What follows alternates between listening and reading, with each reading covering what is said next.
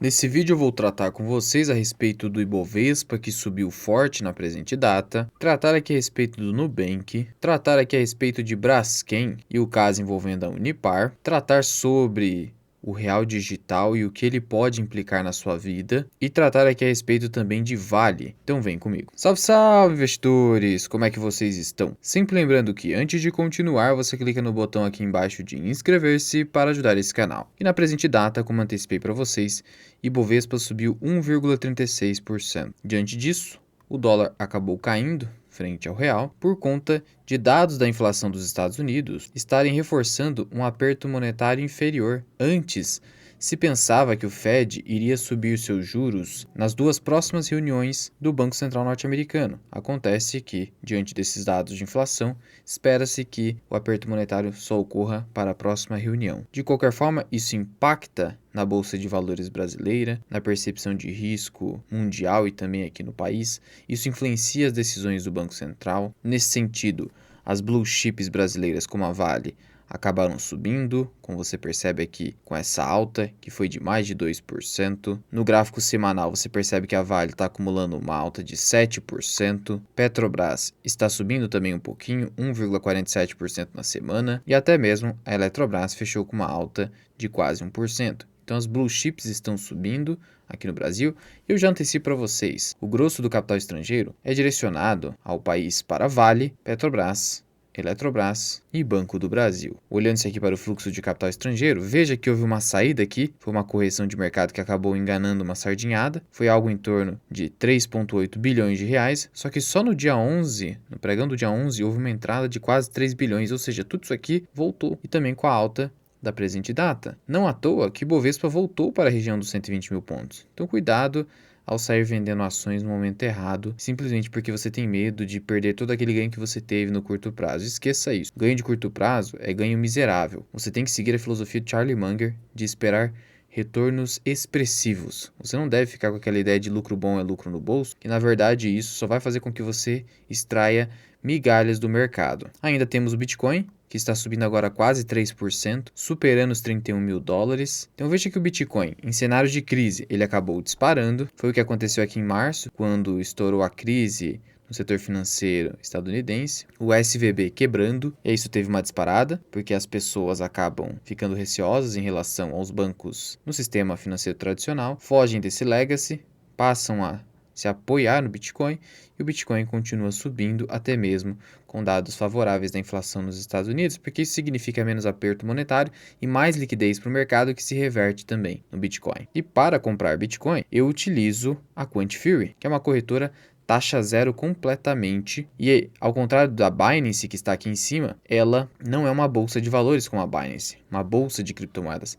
Ela é uma corretora que extrai os melhores preços da Binance, como também da Coinbase, e acaba proporcionando as melhores condições de negociação para o investidor. Então, comprando Bitcoin pela Quantiferry, você compra com taxa zero a preços de mercado efetivamente, sendo que você pode comprar aqui na sua conta de negociação ou da maneira mais simples possível, que é indo aqui dentro da sua conta, indo em carteira spot e convertendo seus reais brasileiros em Bitcoin e depois extraindo para a sua wallet, desde que você acumule ali mais de $1.000, porque senão não vale o investimento de comprar uma wallet que custa no mínimo R$ 1.500 aí, uma Trezor modelo T. Para abrir conta na Quantiferry, deixe o link aqui na descrição e no primeiro comentário fixado com o código MIRAI, onde você, aportando no mínimo $50, você vai receber uma recompensa que pode ser um Bitcoin, um Ethereum ou alguma stock de forma aleatória. Prosseguindo aqui, em relação ao Nubank, os investidores devem decidir a partir dessa quinta-feira o que farão com as suas BDRs. E são três opções básicas, porque nós sabemos que as BDRs do Nubank deixaram de ser listadas aqui no Brasil. Então ela não vai mais fazer reportes financeiros na língua brasileira, por exemplo. Então, quais serão as opções?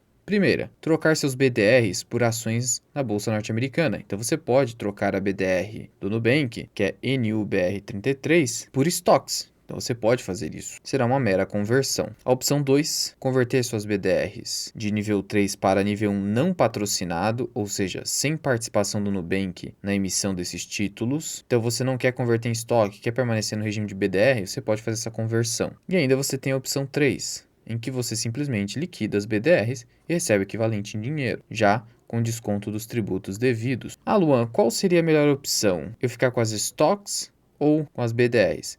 Em termos de tributação, caso a medida provisória do Lula 1171 seja aprovada, a depender do volume financeiro que você tem investido no Nubank, passará a ser melhor você permanecer com BDRs, porque o investimento no exterior, uma estoque efetivamente, sofrerá uma tributação mais pesada. Só que essa medida provisória, ela só passaria a valer a partir do ano que vem e desde que ela seja aprovada pelo Congresso Nacional até final de agosto. Algo que ainda é incerto e você precisa decidir agora. Mas eu particularmente sempre dou preferência por ter a estoque diretamente. Afinal de contas, fazendo isso, você está sujeito efetivamente ao cenário exterior. Só que acontece que é uma empresa brasileira, então no final das contas, fica quase que um tanto faz. O que eu faria, eu mudaria para estoque, porque eu sempre dou preferência por ter o ativo diretamente. Quando, obviamente, eu tenho essa opção. Se eu não tenho opção, aí eu vou pela via que é única. Lembrando que esse vídeo não é recomendação de Nubank, só estou trazendo isso aqui para lembrar a vocês dessas opções e eu sei que muita gente aqui no canal tem aí alguma posição em Nubank. Prosseguindo aqui sobre a Braskem, a Unipar disse aos bancos credores da Braskem que não vai aumentar a oferta. A oferta inicial da Unipar venceu. A Braskem tem recebido outras ofertas. Já está havendo ali um emaranhado de ofertas, porque o que acontece? Essas ofertas visam quitar as dívidas junto a bancos, e a dívida da Braskem hoje é muito alta. Só que ela é um ativo muito bom a princípio. Acontece que essa dívida atrapalha ela e a governança também, principalmente por conta da Novo Honor, antiga Odebrecht, acaba não sendo satisfatória. Então, se você pegar aqui o valor de mercado da Braskem, você vai perceber o seguinte: ela vale hoje no mercado 20 bilhões de reais. A sua dívida líquida é de 22. Portanto, ela tem uma dívida superior ao seu valor de mercado. Eu busco sempre investir em empresas cujo valor de mercado seja superior à dívida líquida. Esse é um critério que eu utilizo na escolha de ações. Esse é um dos motivos que eu prefiro não ter Braskem. Até porque Braskem tem resultados inconstantes, em alguns momentos apresenta prejuízo. Quem segurou o Braskem nos últimos 10 anos teve um retorno de 143%, muito baixo, porque veja, comparando-se Braskem com a performance do Ibovespa nos últimos 10 anos, CDI e agora IPCA, também há a possibilidade de você utilizar o investidor 10 agora, inserindo IPCA aqui no gráfico para fins comparativos, você percebe que o retorno de Braskem, carregando ela no longo prazo, foi menor do que o Ibovespa, um pouco maior do que o CDI e, claro, superou o IPCA. Então veja que foi um retorno relativamente baixo. Abaixo do Ibovespa é baixo num período de 10 anos. De tal modo que é uma empresa mais para você ficar fazendo trade. É isso que o pessoal tenta fazer em Braskem, porque olha essa volatilidade. Como não sou trader, prefiro ficar de fora desse viés especulativo. Não é recomendação. E até por isso que dou preferência à Unipar, que está ali na minha carteira de Small Caps, na área de membros associado Mirai, onde você pode ter acesso aos vídeos que eu explico a respeito dessa carteira. Continuando aqui em relação ao real digital, algo que me preocupa foi dito aqui pelo Banco Central. Real digital tem funções que permitem congelar e alterar valores em razão de ordem judicial. Isso aqui é muito preocupante. Por quê? Veja, em virtude de uma decisão judicial, o Banco Central já declarou que existe a possibilidade de, inclusive, você alterar os valores em carteiras de qualquer indivíduo que esteja ali sob a égide de uma decisão judicial. Então você pode modificar valores que existem dentro da sua conta bancária. Só que veja, embora haja aqui a justificativa de que o Poder Judiciário pode congelar e arrestar valores, isso não está abarcado em alteração de saldos. Você pode bloquear contas em razão de uma dívida, de um crédito, ok? Agora, alterar saldos, isso aqui é um grande absurdo e há essa possibilidade. E imagine só o cenário em que haja uma legislação até do CNJ, sem lei, dizendo que você pode alterar saldos de contas bancárias antes do término do devido processo legal. Isso aqui é um grande absurdo. É muito perigoso, é um poder direcionado ao Estado, tanto ao Poder Judiciário quanto ao Banco Central, que retira completamente a liberdade do indivíduo no que toca ao seu dinheiro. É como se você pudesse apertar um botão e agora, eu que tinha 100 mil reais, passo a ter 50. É um grande absurdo, é um controle total nas mãos do Estado em relação ao seu dinheiro, sendo que o real digital já é uma realidade bem próxima. Lançamento para o final de 2024. Veja aqui tudo que o Banco Central vai poder fazer com o real digital: inabilitar contas, aumentar ou reduzir saldos, destruir ou criar novos tokens do real digital, transferir tokens, pausar transferências, ou seja, um poder completo. E a partir de então, com a adesão do real digital, cada vez menos teremos as cédulas impressas, de tal modo que todo o poder estará concentrado no real digital e no Banco Central. É por isso que, de novo, sendo libertário ou não, Bitcoin acaba sendo uma reserva de valor justamente nesses momentos em que o Estado passa a deter um valor absurdo, tanto o Bitcoin e para fins de investimento, já que o dinheiro está posicionado, as ações. Então você, que está completamente posicionado em reais, só renda fixa, por exemplo, ou dinheiro em conta bancária, se você não faz essa diversificação e concentra mais em ações e uma parte também em Bitcoin, você está correndo um perigo enorme de ter o seu dinheiro completamente manipulável pelo Estado. E de novo, não estou colocando aqui o viés libertário, só estou te dizendo que o governo passará a ter mais poder do que o indivíduo ainda mais. Então você deveria começar a refletir sobre isso. Não é teoria da conspiração, está aqui, é praticamente uma confissão do Banco Central do que vai acabar acontecendo. E tratando aqui de Vale, do minério de ferro, o minério de ferro subiu pelo terceiro dia seguido. Olhando-se aqui o minério de ferro, você percebe que ele fechou a $111 a tonelada. Esse aqui foi o preço médio das últimas semanas e meses. Só que o preço médio histórico é nesse topo de $127. Então ainda o minério de ferro se localiza a preços abaixo da sua média histórica. E isso, na minha visão, tem reforçado o valuation atrativo de Vale, razão pela qual venho aportando em Vale e ela se tornou a segunda maior posição da minha carteira de ações, ficando apenas atrás do Banco do Brasil. E se eu somar aqui esse aporte, já somei 1.400 ações, com o que eu tenho em Bradespar, que eu utilizo para diversificar, que também ficou positiva, eu tenho 25.860 mais 96 mil, portanto, quase 122 mil, sendo a segunda maior posição absoluta na carteira. Isso porque é a única blue chip que ficou descontada depois daquele pequeno rally do Ibovespa. Não havia onde eu aportar dentro das blue chips a não ser a Vale. E também inseri BB Seguridade na carteira como uma alternativa ao Banco do Brasil, que alcançou meu preço teto de R$ 45.